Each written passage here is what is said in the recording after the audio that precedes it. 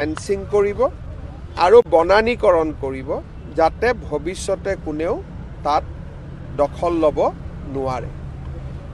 যিজন ব্যক্তিৰ পুলিচৰ গুলীচালনাত মৃত্যু হ'ল, কাউন্সিলে তেখেতক এটা চাকৰি দিব। ৰাজ্য চৰকাৰে অতিৰিক্তকৈ 10 লাখ টকাৰ ক্ষতিপূৰণ দিব। ভিজিআৰ পিজিআৰ মাটিত যিমান ট্ৰেড লাইচেন্স ইস্যু হৈছে, কাউন্সিলে আটাইবোৰ ট্ৰেড লাইচেন্স কেনচেল কৰিব যাতে কোনেও তাতে ইলিগেলি ভৱিষ্যতে ট্ৰেড লাইচেন্স ল'ব নোৱাৰে। ইয়াৰ উপৰিও কাৰ্বি আলঙৰ ভিজিআৰ পিজিআৰৰ মাটিক বাদ দিও বিভিন্ন ডিপাৰ্টমেণ্টৰ মাটিও মানুহে এনক্ৰ'চ কৰি থৈছে। ইৰিগেশ্যন, ছইল কনজাৰ্ভেশ্যন ডিপাৰ্টমেণ্টৰ মাটিও এনক্ৰ'চ কৰি থৈছে। যিবিলাক ডিপাৰ্টমেণ্টৰ মাটি এনক্ৰ'চ হৈ আছে তাতে কাউন্সিলে এভিকশ্যন আৰম্ভ কৰিব। অহা 17 জানুৱাৰীত আমাৰ দ্বিতীয় লানি আলোচনা আৰম্ভ হ'ব। তেতিয়ালৈকে হাইকোৰ্টৰ পৰাও আমি এটা সুবিচাৰ পাম বুলি আশা কৰিছোঁ। এই আলোচনাখিনিৰ উপৰিও কাৰ্বি আলঙৰ কাউন্সিলৰ কেইবাখনো rules, conduct of election rules, land alienation rules আদি বিভিন্ন ৰুলছ ৰাজ্য চৰকাৰৰ বিচাৰাধীন হৈ আছে। এই ৰুলছ আৰু আইনবিলাকো ৰাজ্য চৰকাৰে সোনকালে অনুমোদন দিয়াৰ ব্যৱস্থা কৰিব। আজি এই গোটেইখিনি আলোচনা হ'ল আৰু বহুখিনি কথা আলোচনা কৰিব বাকী আছে। 16 বা 17 জানুৱাৰীত আমাৰ দ্বিতীয় লানি আলোচনা আৰম্ভ হ'ব। চাওক, মই ইয়াতে তৃতীয় পক্ষ বা দ্বিতীয় পক্ষৰ কথা নকওঁ। এই গোটেই ঘটনাটোৰ লগত এইটো এনেকুৱা নহয় যে এইটো কিবা দুটা গোষ্ঠীৰ সংঘৰ্ষ। ইয়াৰ লগত বহুদিনীয়া অমীমাংসিত কিছু প্ৰশ্ন জড়িত হৈ আছিলে।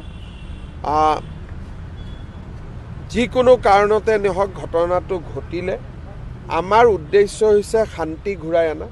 সেইকাৰণে পুলিচেও যিজন জীৱন্তে জুইত অগ্নিদগ্ধ হৈ মৃত্যু হ'ল সেই কেছটো ৰাখিব। বাকী যি কেছ ৰেজিষ্টাৰ হৈছে পুলিচেও আমি জেনেৰেল এমনেষ্টি দি দিম যাতে আমাৰ মাজত কোনো ভুল বুজাবুজি নাথাকে। আৰু ৰাজ্য চৰকাৰ, কাৰ্বি আলং কাউন্সিল আৰু চিভিল ছ'চাইটি বা আন্দোলনকাৰী পক্ষ বা আন সকলো ৰাইজক লৈ আমি খেৰণীত শান্তি প্ৰতিষ্ঠা কৰিম। কাৰ্বি আংলঙত আমি শান্তি প্ৰতিষ্ঠা কৰিম। কাৰ্বি আংলং ক'ত ষ্টে অৰ্ডাৰ আছে স্যাৰ? কাৰ্বি আংলং আজি গোটেই লিষ্টখিনি আমি দেখিছোঁ। গতিকে কেছটো 5 জানুৱাৰীত আমি হাইকোৰ্টত যাম। কিন্তু ক'ত ষ্টে অৰ্ডাৰ আছে এই কথাটো আপোনালোকে কাউন্সিলৰ পৰা বুজিব। কিন্তু খেৰণীত ষ্টে অৰ্ডাৰ আছে। বকলীয়া ইৰিগেশ্যনত আমি এভিকশ্যন কৰিব লাগিব সোনকালে। আজি সিদ্ধান্ত হৈছে যে বকলীয়া ইৰিগেশ্যনত আমি সোনকালে এভিকশ্যন কৰিব লাগে। Today the outcome was that we have decided to move jointly before Guwahati High Court so that the entire VGR PGR issue can be resolved immediately. We also decided to shift all offices from VGR PGR area. We have also decided to fence all the vacant land immediately and start a afforestation drive in the vacant area. We have also decided to cancel trade license which were illegally issued in last 5 years. We have also decided to start eviction processes against the people who occupy different government land, including the irrigation offices in Bokolia. So many decisions has been taken. We will provide a job to the victim family. We will withdraw police cases. Many decisions has been taken. And on 17 or 16 January, we will sit down again to resolve all other issues. So it was a fruitful discussion. According to me, the discussion is very good. For the first time we come to know there is a issue with Karbi Along Council also. They have not filed the affidavit before High Court last 2 years. If they would have filed the affidavit, the matter could have been resolved by now. So I have directed Council also to file affidavit before 5th January so that uncertainty is removed. So today discussion is fruitful, and definitely the civil society will also talk to you, and I am hopeful that we will be able to resolve all the issue amicably.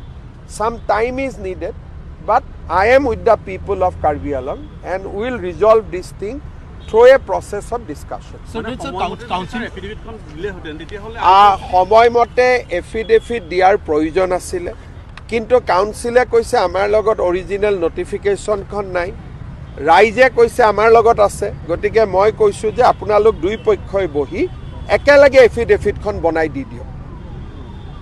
So does the council or the government will also I think whatever I need to say, I have said, but in this critical junction, if I say more, there will be problem. I think whatever I said, that should be good enough. You speak to the agitationists, they are coming, so they will also give their viewpoint to you. So does the ex-KC on? Ex-KC I have already announced, one job they will get. The victim family will give one government job and 10 lakhs rupees. Hey,